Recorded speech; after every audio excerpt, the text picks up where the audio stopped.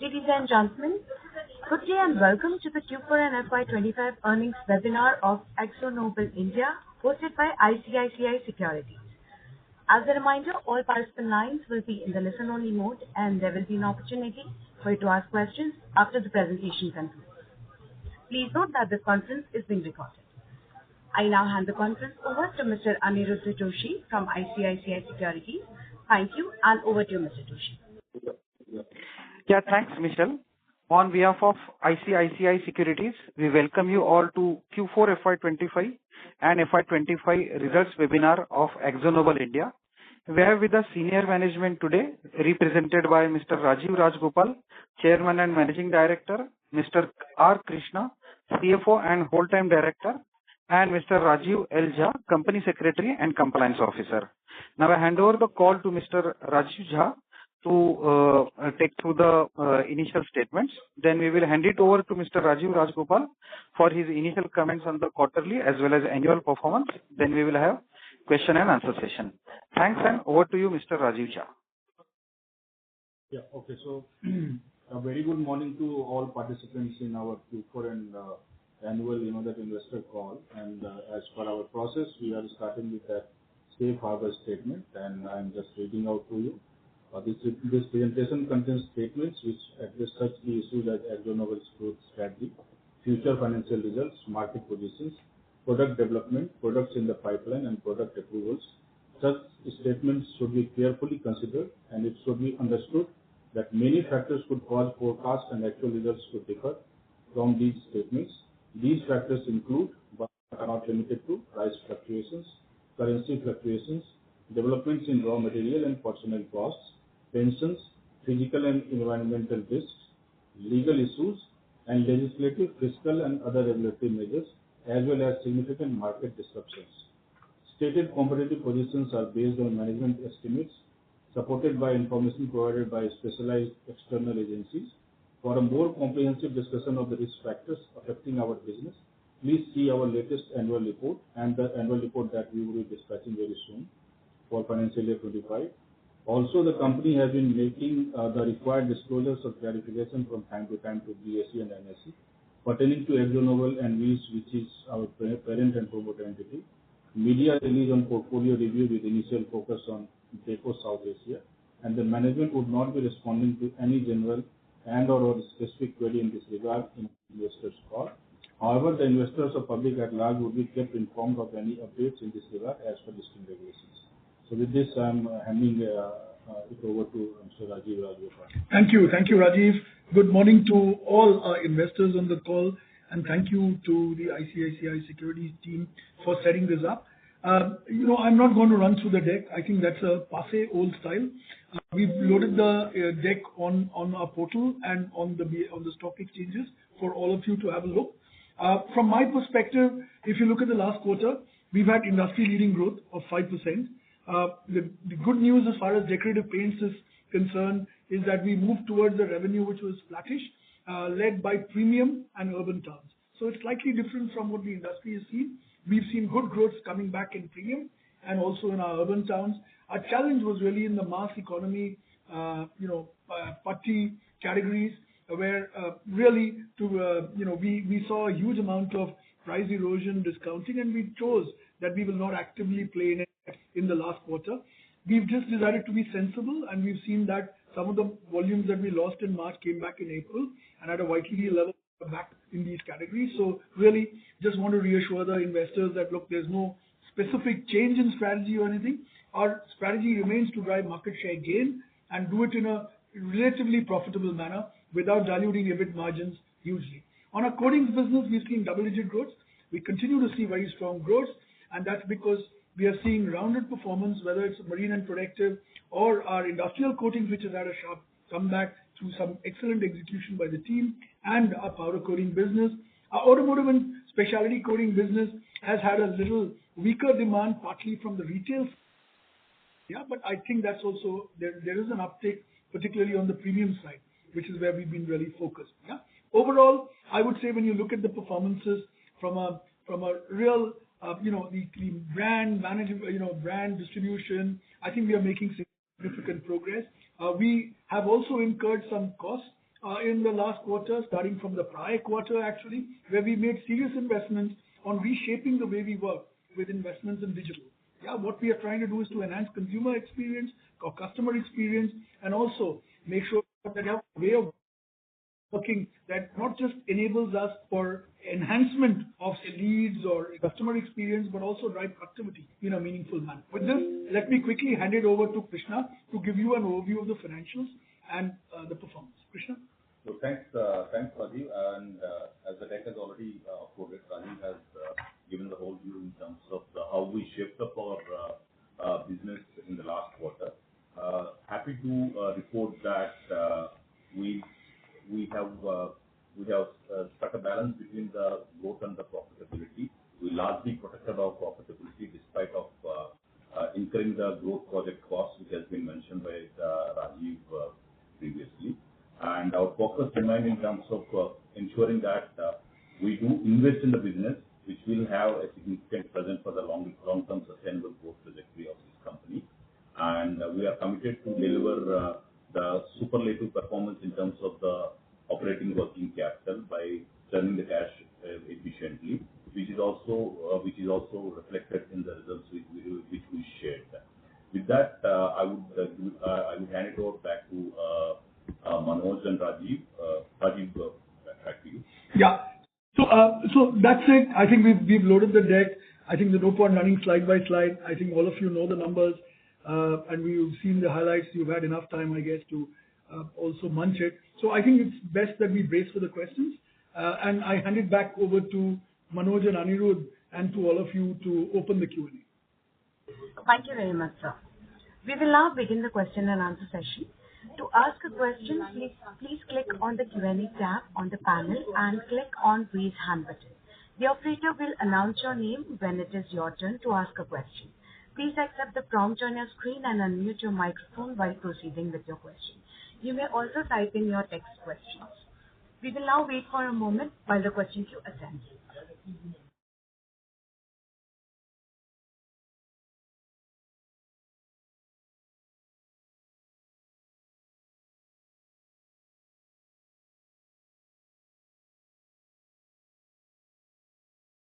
The first audio question is from the line of Mrunmayee Joglekar from Asit C. Mehta Investment Intermediates.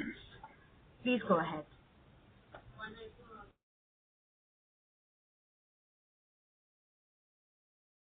Mrunmayee, I have unmuted your line. Please proceed.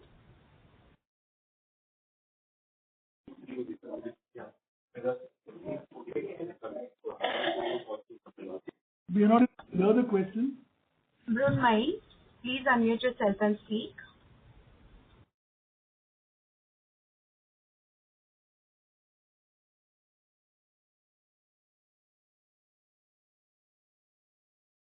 Ladies and gentlemen, the participant is not answering. We will move on to the next text question, which is from the line of Pratik Soni from Go Digit Life Insurance Limited. And the question is, I'm sorry, sir, he was unable to hear you for some reason. So that is what he said. We'll move on to the next question, which is from Darshit Vora from Asit C. Mehta Investment Intermediaries. And the question is, GM was impacted due to mix. Which segment has this impact come into? Because you have also mentioned that you have stayed out of the mass segment. Yeah. So, look, I think there are two types of mixes in our case. Obviously, when our coatings vertical does better than paints, obviously that's a slight margin shift, right? Because decorative is one of the higher margin profile businesses that we have. So that's one. Two, the carry forward of the pricing of last year was almost negated. There were two price drops that happened, and as a result, and there were, because of the competitive intensity, obviously the market discount has marginally gone up. So I think these are the two factors. Krishna, you want to add something? Well, I think this is largely driven by the B2B and B2C product mix. Yeah. And we holded our efficiencies in terms of the raw material sourcing, and which is also largely protected. Of course, the forex volatility continued, which has some amount of impact in terms of the margin development. Yeah. Thank you. We'll take the next question. Thank you, sir. We'll take the next question from Manoj Menon from ICICI Securities. Please go ahead.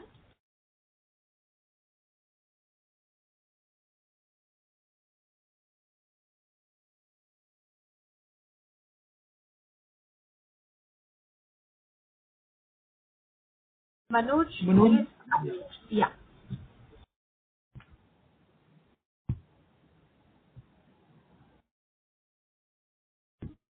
Manoj, please unmute yourself. Oh, yeah. Hi. Sorry, I think there are some connection issues from at my end. I'm audible, right, Rajiv and team? Yes. Very much. Okay. Rajiv, so just wanted to, take your perspective on one particular aspect that of industry growth. If you take a step back and go, let's say, 12, 15, 18 months back, there was a consensus narrative. Honestly, not our view. We had a honestly very different view actually at an industry level. There's a consensus narrative or expectation that, let's say given the expected heightened competitive intensity of Birla entering at that point in time, it was assumed that the market will be largely fine and I'm sorry, Manoj, your voice broke. Yeah, your voice is breaking. Experience, etc. Number 2, 3, 4, 5 will actually get impacted. And I do find it's just more the next one. I'll come back in a minute or two. Yeah, thank you. Okay, let's proceed with the next question till Manoj gets his line right. Thank you, sir. Ladies and gentlemen, I would remind all the participants that you may please click on the Q&A tab to ask a question.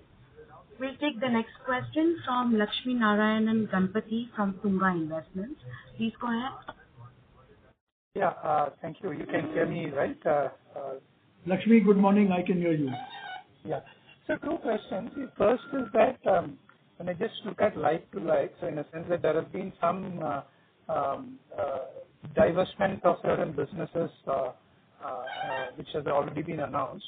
So if you just remove it from our top line and bottom line for both last year and this year, what has been the growth of the going concern, which is without the divestment part, right? So that is the first question. FY24, what is the revenue, and FY25 like to like, what has been the growth, both on the top line and in terms of EBIT? Yeah, Krishna's answering that, Lakshmi, for you. Yeah, Krishna. Good morning, Lakshmi. I think the Ind AS 105 of the asset held for sale accounting has not triggered anything in the P&L portion, and it's only reflected in the balance sheet where we classified the fixed assets into the current assets. So the P&L appears of the 5% growth is on a like-to-like basis. Thank you. Got it. I have the next question. So if I look at, I think Manoj was also mentioning the same thing. So when we look back a year or maybe 18 months back, there is a kind of a narrative that the competition will find it difficult to come in, and therefore it will be, we have seen competition from various players. Sherwin Williams had come, PPG had come, so it's not going to be a major issue.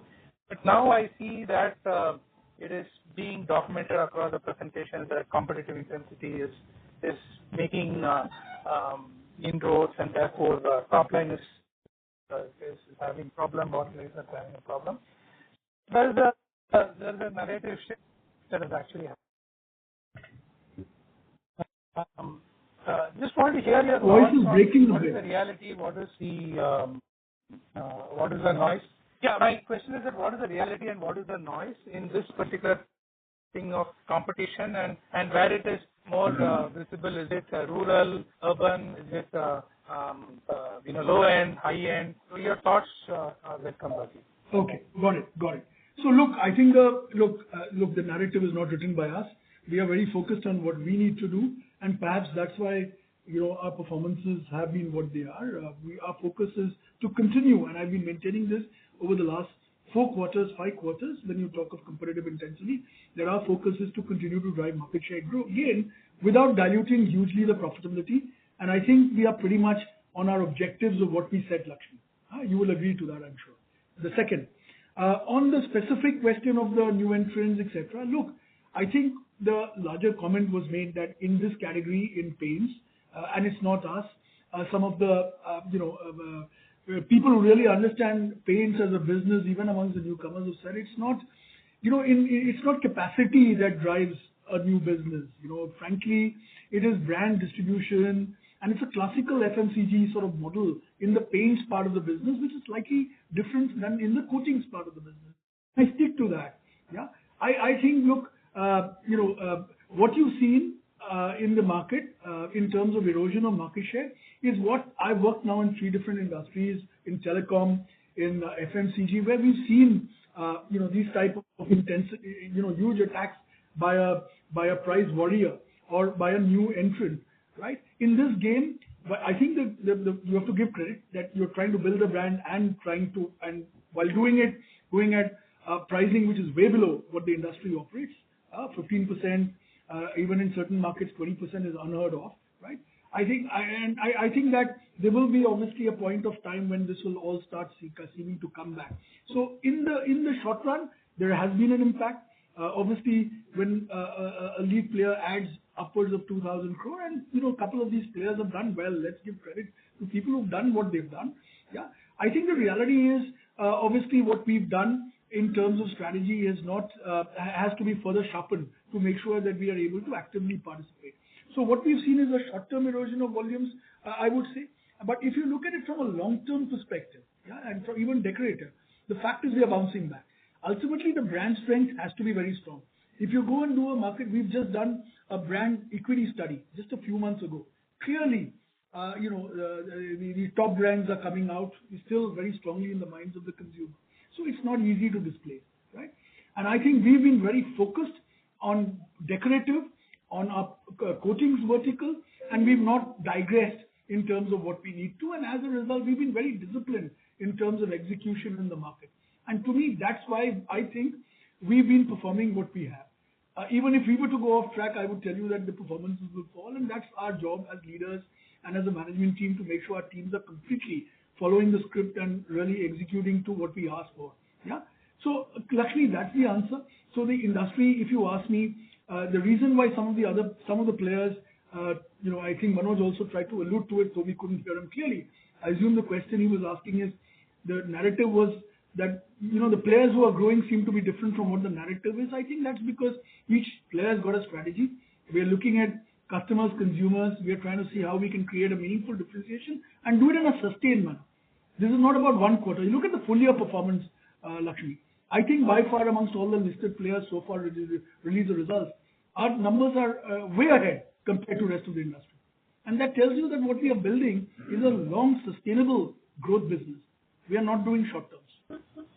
Hopefully answers your question. No, I mean, exceptional growth in the times with 5% growth. Just one last question from my side. In the last 6 months, did you see any kind of an attrition numbers in your sales and marketing and BSM level people? Has the attrition gone up or down, especially in the last six months? No, the attritions haven't really gone up. I think the industry numbers are now more or less firming. Our challenge has not been in the attrition, but I'll also be honest in saying our challenge has been that in the recruitments we've had a bit of dropouts. So it's in filling the positions, but that's also getting addressed. Got it. And in terms of your distribution reach, what has been an increase in the last 1 year in terms of either machines or absolute shelf spaces / retail counters? What has been our expansion? And thank you, Rajiv, for this. When you look at competition, they look at gross ads. They don't look at net ads. Huh? And so I'll stick to the gross ads. Otherwise, you'll wonder why my numbers are what they are. So from a gross perspective, we continue to add 3,000 plus machines.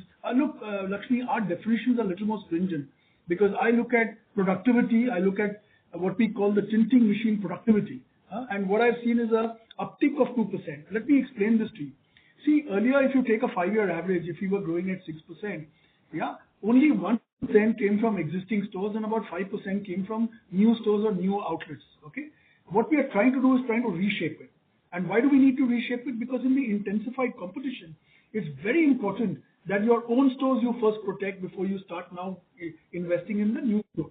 Otherwise, you will start having lapsed dealers over a period of time, and that both in terms of money you spend on distribution, discount, everything will go waste. So there's been a slight tactical change we've done in some of the key markets, which is what I think we are benefiting. Secondly, over a period of time, Dulux never played in parts of the portfolio. Even today, our numbers are without construction chemicals. We've not yet started our construction. We are ready to launch, but we've not entered it. The moment we enter it, you can imagine what you're seeing already, what other players are talking of in terms of growth. And the reason I didn't want to do it is we are doing a lot of testing because I want to make sure that in the products we play, we are significantly superior to our competitors and not just, iffy.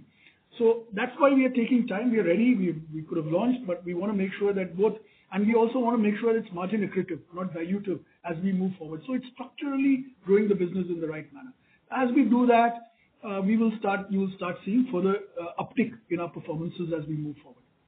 In the decorative part, in coatings we are doing well. I think the key is to make sure that we continue to grow well. Our performances in marine and protective, whether it's in our marine business or in our protective business, has been strong.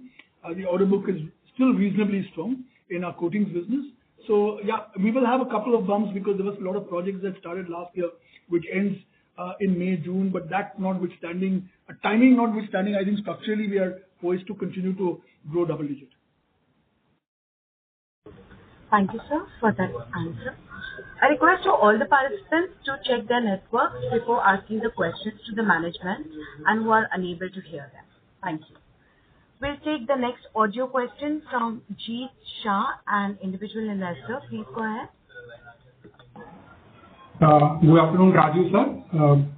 So my question is with respect to the new 11 experience stores which we have opened during the quarter. So by which time we are expecting revenue stemming from those new stores, and what is really idea behind those stores? Because as far as I understand, business would be driving from interior decorators as well. So what is the idea behind those stores, and by which time we can expect the revenue would be streaming from those stores? Hello, Jeet, can you hear us? Yes, sir. I am able to hear you. Yeah, but I couldn't hear the last part. So you said you opened 11 experiential stores?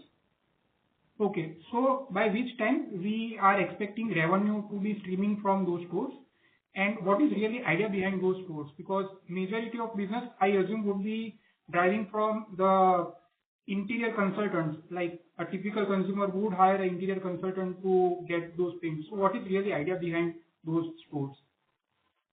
I think, Jeet, you've answered the question in a way. Thank you for that. I think the purpose of the experiential stores is, look, Dulux is best-in-class quality, international, and has color expertise. These are the core values of what Dulux brings on the table.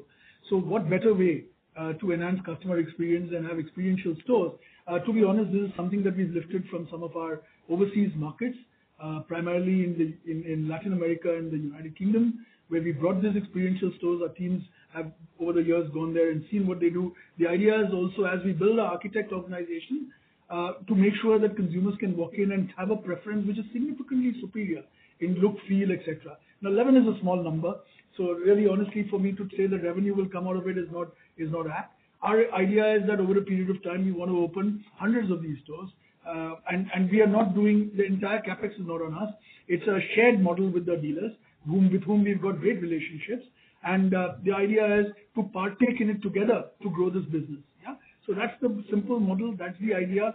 And the idea is to enhance customer experiences in markets where we really think that this can help the brand, and to make sure that we are able to strategically get to the next level of the architects, interior designers. So that's really the answer, Jeet. Thank you. Could we have the next question? Thank you, sir.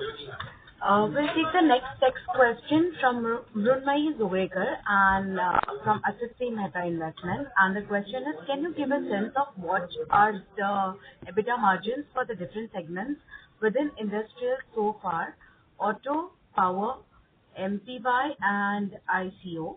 Also, can you give a sense of the revenue? No, we do not give EBITDA margins by businesses. I'm sorry, we don't do that. We have a single report. Yeah, we have a single reportable line, so we what you see is what you get.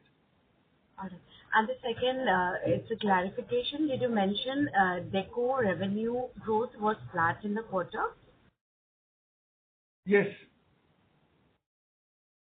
All right, sir. Thank you. We'll take the next audio question from Santosh Keshri from SKK HUF. Please go ahead.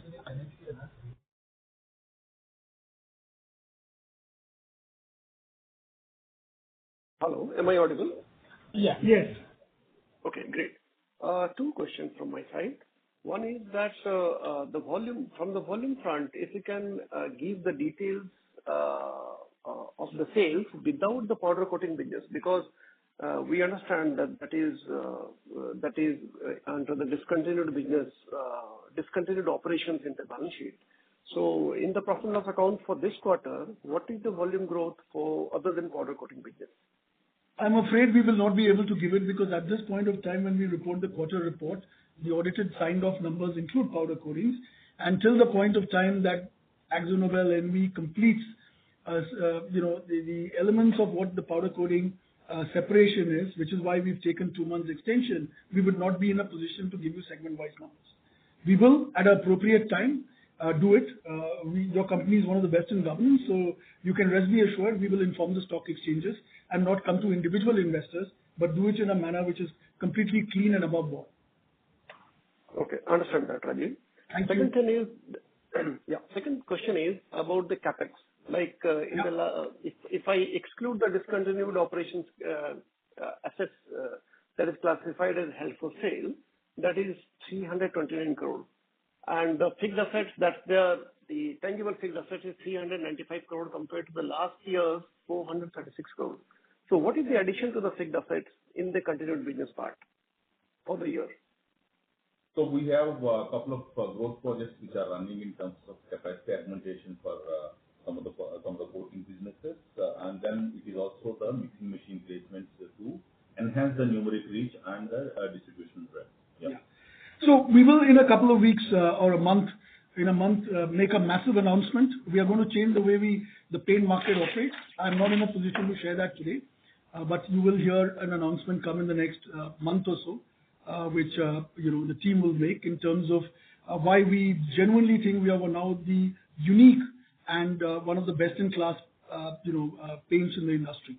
Yeah, so there's work happening, and some of the investments, as Krishna has said, is in line with it.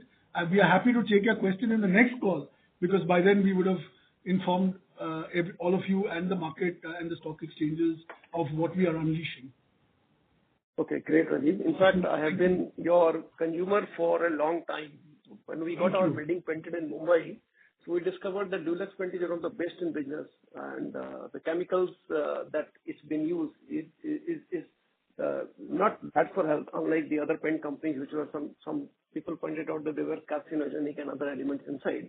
So since then I have been taking Dulux, and it's been more than 8 years. Then I was secretary of my building. Now I have out of MC, but I'm still invested in your company. So I discovered my company, your company through painting work that happened.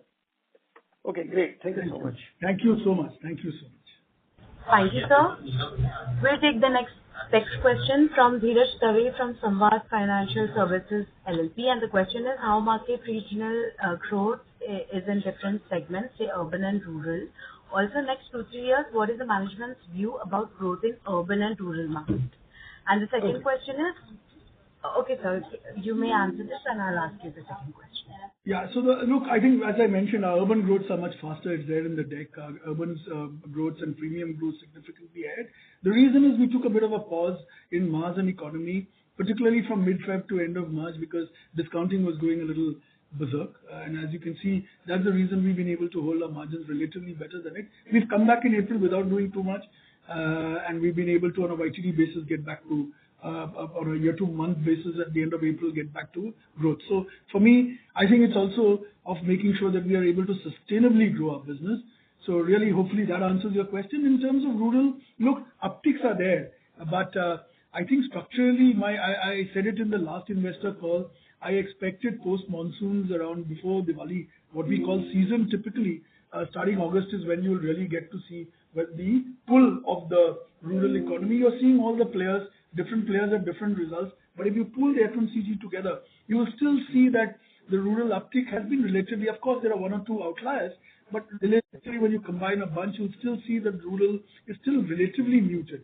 I think it will start improving because inflation's come down to 3.6 as headline. We believe that, look, I do think that there's going to be a lot of other positive factors driving the economy and consumption. And with the tax change which has got implemented from April, I think the smaller town incomes will start going up. And for people, they first spend on essentials and then come to the discretionary. Since paints isn't discretionary, that's the reason I expect this to be more in August rather than in April. Thank you, sir. The next question is how many retailer plus distribution points we reached as on 31st March 2025 and what have been the growth over last year? Look, I think we continue to grow in the high single digit in terms of distribution. We've added, as I said, about 3,200 outlets. So it takes it to 22 plus. We look at in terms of also not just outlets, but outlets which transact to us on a periodicity, unlike just looking at number of outlets added in a year, right? Because they have to transact with you, right? So that's what it is. How do I see it? Look, I think we'll continue to grow. One of the reasons we launched the economy segment in 2021 was to make sure that we partake in the growth in a meaningful manner, and that started doing well. I think the pricing pressures are higher with the new entrants in the mass economy, texture, putty, and these segments, and that's why you're seeing some erosion of margins in the decorative side. But overall, I think after 2-3 months, I think that sanity on pricing will prevail, and I think then structurally we should start coming back. Now, whether it's 3 or 6 is a function of how the market dynamics continue to operate and how the new entrants decide to continuously play the game. Thank you, sir. The next question is from Yash T, an individual investor, and the question is, what has been the volume growth in decorative business in quarter 4? So decorative had a very minor drop. We've had flat revenue, and the reason, as I told you, we capped our growth on putty and some of these in the last one. But it's not worrying for me because again in April we came back. So structurally, if you were to ask me, I think decorative is going to look at at least getting back to for the fiscal, getting back to a single digit growth in terms of revenue, and the volume should be a shade above. Thank you, sir. Because we have price correction. I'm sorry, sir. Yeah. Now there were some price corrections since January to April, so hence volume will start surging a little higher than value at some point, not hugely but marginally from our perspective. Thank you, sir. A reminder to all the participants that to ask a question, please click on the Q&A tab on the panel and click on... If you can ask the participants to remain on mute because we can hear a lot of background noise. Yes, sir. You may also type in your questions. And I would request the participants to mute their lines when the management is speaking. Thank you. We'll take the next text question from Gaurav Thakkar. And the question from Valuation, and the question is, does political or national uncertainty affect any strategic conversations you might be having? Maybe the timelines, if not the subject matter itself. Look, as far as the strategic review is concerned, Rajiv has said, look, all I can say is there's a timeline given by the global CEO that the transaction will be effected by the end of this quarter, by June end, right? I do not have any latest information, as you know, because of regulations, etc. I'm not directly involved, but I'm certain that if that is the way, that's the sort of timeline. And in terms of political uncertainties, etc., look, I think the dark clouds have moved out. I think the sun is shining bright again. So let's hope. I'll keep my fingers crossed. We've been through 8 months of this, and I think I'm certain that the deal will be at some point of time concluded successfully, and I'm sure that the buyer or the winning organization will see the value of this brand in the marketplace. Thank you, sir. The next question is from Rashmi Jaju from Goldman Sachs, and the question is, what is the projected capex for next 3 to 5 years? We don't do any forward-looking projection for the capex and financial estimates. Having said that, it will be in the normal trajectory, except for a couple of areas where we need to do some kind of a capacity expansions, in keeping in view of the growth trajectory of the business. Sir, I'm sorry to interrupt. Sir, Krishna sir has a request you to repeat it because your audio was too low and we couldn't hear you properly. Okay. So, thanks, Rashmi, for asking this question. And we don't share the financial projections of forward-look statements here. Having said that, the capex would be in the normal trajectory, except for few areas where we need to augment our capacities and expand our capacities, considering the growth trajectory of the business. This is all I can share at this moment of time. Thank you very much. Thank you, sir. Ladies and gentlemen, to ask a question, please click on the Q&A tab on the panel and click on the raise hand button. You may also type in your text question. The next text question is from Dheeraj Dave from Samvad Financial Services LLP, and the question is, FY25 dividend payout is more than 100%. While it is good, in medium term, what would be dividend payout ratio medium term? So we have, thanks Dheeraj, we have the dividend distribution policy, which clearly outlines and which is in the part of the website, and which mandates 85% of the retained profits can be distributed as a part of the dividend. Of course, 24-25 is the 70th year of AkzoNobel being present in India, being present in India. There we took the we have distributed as a one-time special dividend in the month of November of around 70 rupees. Thank you. Hope this answers your question. Thank you very much. Thank you, sir. Yeah, Aniruddha here. So I have 2-3 questions from my side. So one question, we have seen we are doing well in B2B part of the business, which is also leading to market share gain for us. So what are the key things that we are doing right, which are helping to gain market share and do well also compared to the competition? If you can elaborate a bit more on that. Secondly, now there is a reduction in crude oil price, which is a key raw material, but at the same time there is some increase in anti-dumping duty on rutile also. So net-net, how do you see the raw material situation? And in case there is some savings of, let's say, 50 to 150 bips, so what will be the strategy, whether to focus on margin expansion or whether to focus on invest that back to protect and gain further market share? So what will you be thinking on that process? Yeah, thank you. So Aniruddha, thanks for question regarding the growth trajectory. What is driving the growth in the B2B businesses is absolutely the focused and the disciplined execution of the pipeline. And the teams are completely focused in terms of ensuring that the customer needs are met, and through the innovative products and the services, which we have been telling over a period of time, so that at the end of the day, it's not the sale of a can of paint, rather it's a complete solution and application, which is driving that growth trajectory, and we could able to largely retain and grow with the customers.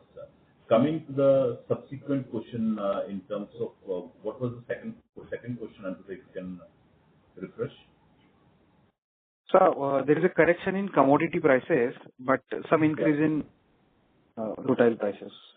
So we are again consistent with our strategy in terms of that. Last year, if I refresh on these things, we will retain the profitability of the business, and we will invest back into the business in terms of ensuring that a sustainable growth trajectory is that, which we demonstrated over a period of last 1 year, and which we will continue further. Rajiv, would you like to add? No, I think that's absolutely perfect. Right? I think the fact is we've started moving towards positive trajectory in decorative, and the reason I use the word flat is because, for me, a 0.1 and 0.2 is not meaningful. I don't call it is flat, right? But suffice to say that, look, I think we are moving the needle. If you look at our retail business in decorative, it's hugely improved, over the last 3 quarters, and we are slowly seeing an uptick across various states. We are doing a lot of pilots, as I mentioned. We're doing a lot of other experiments. You've seen the experiential stores, what you've seen. As I said, Anirudh, we will also be in a month telling you a game changer, at least from our perspective, that the team is executing on. We'll talk about it, right? So it's in a sustained way to really build this business to the next level. For me, very clearly, the ambition is to become the number 3 player in the decorative.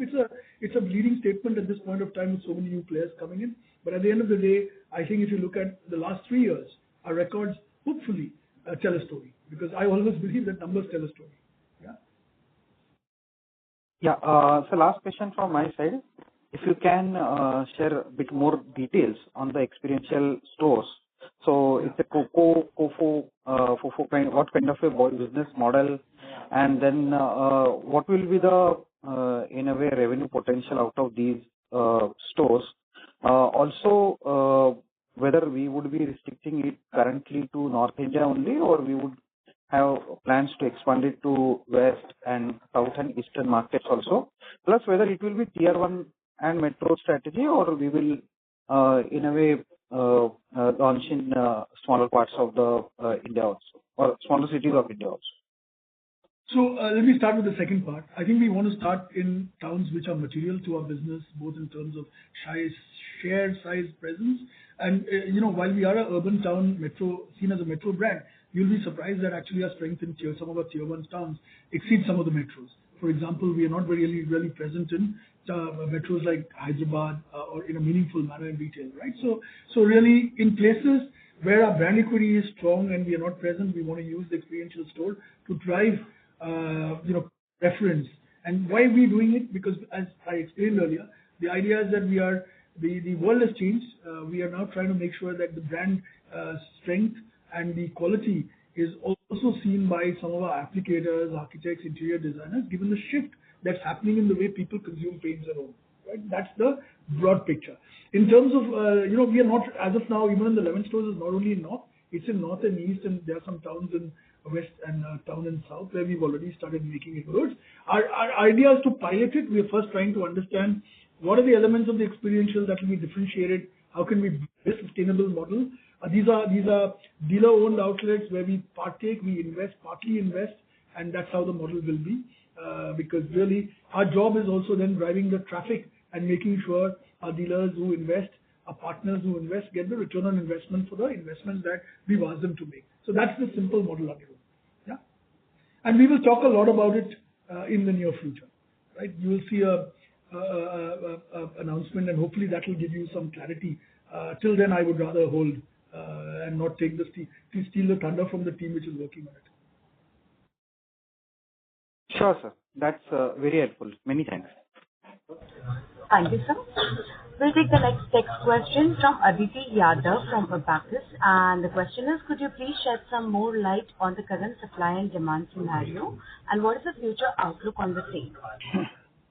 Look, I think the paints industry is still seeing some early single-digit growth. It's very clear when you look at the industry with all the players in it.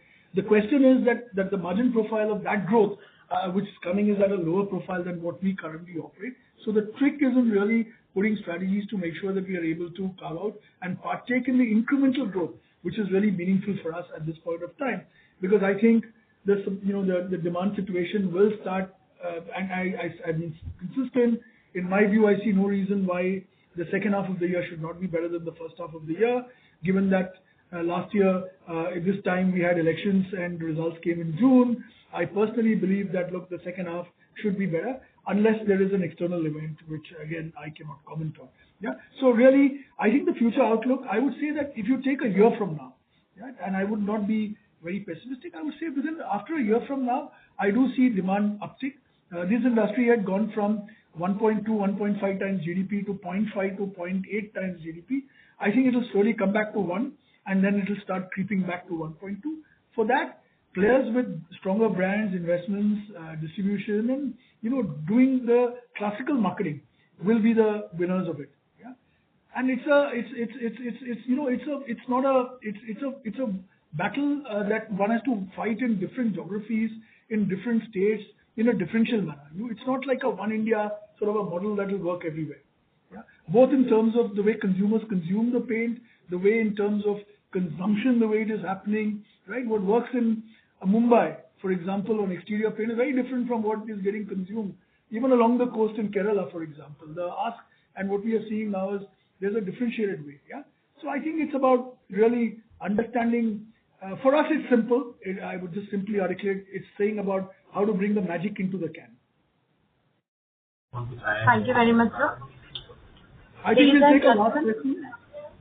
Yes, sir. The queue is clear now. We may conclude the question and answer session, and I would like you to give the closing comments. Thank you, and over to you. So thank you. I would like to thank all our investors who've been very patient. A lot of you who've been supporting us, cheering us from the outside. I do understand that the single largest question to me is what's happening on the strategic review. I have great hope that the final buyer will be a person who is going to take this business to the next level. As and when we know it, as soon as we have information, we'll first inform our stock exchanges and then obviously inform all of you.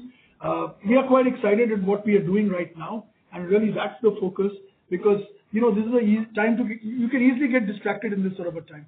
I think what me and my team over the last 8-9 months have been doing is to walk the talk and trying to do it in a meaningful manner. It's not an easy battle. It's tough. But as you've seen, I think finally, as they say, the runs or the score has to, and the numbers have to speak for themselves. With that, I'll leave it to all of you to decide. I think for a number 2 player with 13.6% EBIT margin in a year, with a 7-8% market share, I think is quite unheard of. I don't think you hear too many number 4 players in any industry first making the sort of profits that we do, having the sort of cash flows we have. And if you look at it, the journey from 2018 to now, and more specifically from 22 to now, have become we've really upped the walk in terms of performances. Yeah, I think that's what I leave all of you to judge. Whether you want to run a business which has higher market share with 7% EBIT margin or 14%, 13.5% EBIT margin is your choice. I continue to remain focused with my team in delivering strong performances and making sure we take this brand and the business to the next level. With this, thank you very much. Thank you all for your time. Good luck. Bye-bye. Thank you, members of the management. Ladies and gentlemen, on behalf of ICICI Securities, that concludes today's session. Thank you for your participation. You may now click on the exit meeting to disconnect. Thank you so much, sir. Have a great day.